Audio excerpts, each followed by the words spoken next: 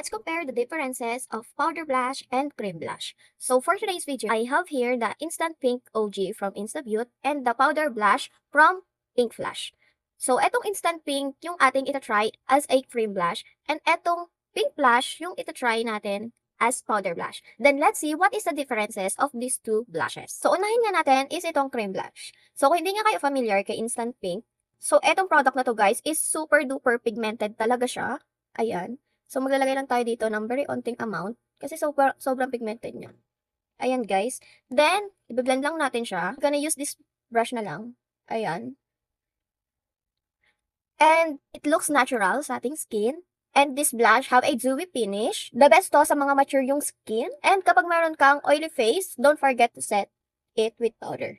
Super pigmented niyan, lalo-lalo na sa personal. Yung one dot na yon, grabe. And super tipid nitong gamitin, guys, Para sa mga gustong putok na putok yung blush on nyo, the best to.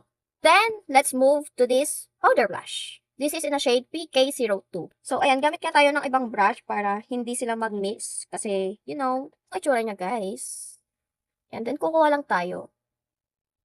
Then, kapag powder blush naman, guys, sobrang dali siyang gamitin. Actually, mas madali talagang gamitin itong powder blush kasi unang-una hindi mo na siya kailangang iset. Hindi kagaya ng cream blush na kailangan mo pa siyang iset lalo na kapag oily skin ka. The best din ang powder blush ng mga beginners kasi tulad nga nasabi ko sa inyo, kapag cream blush, sobrang pigmented talaga. Kapag powder blush kasi, matatansya nyo kung gaano lang talaga dapat karami. As kapag, guys, pag powder blush, na-absorb niya kasi yung mga excess oil natin sa mukha. But, yung downside niya kapag powder blush is, nagkikakey siya. So, ang downside naman dito, yan, kagaya nga sa cream blush, kapag oily skin ka, kailangan mo siyang iset ng powder. Pero dito naman sa powder blush, kapag dry skin ka, ang patchy niya tignan, nagkikakey siya parang ganon. So, ayan guys, this is the texture kapag malapitan, ayan. Did you see the pigment talaga ng cream blush? Grabe talaga, sobrang tipid gamitin.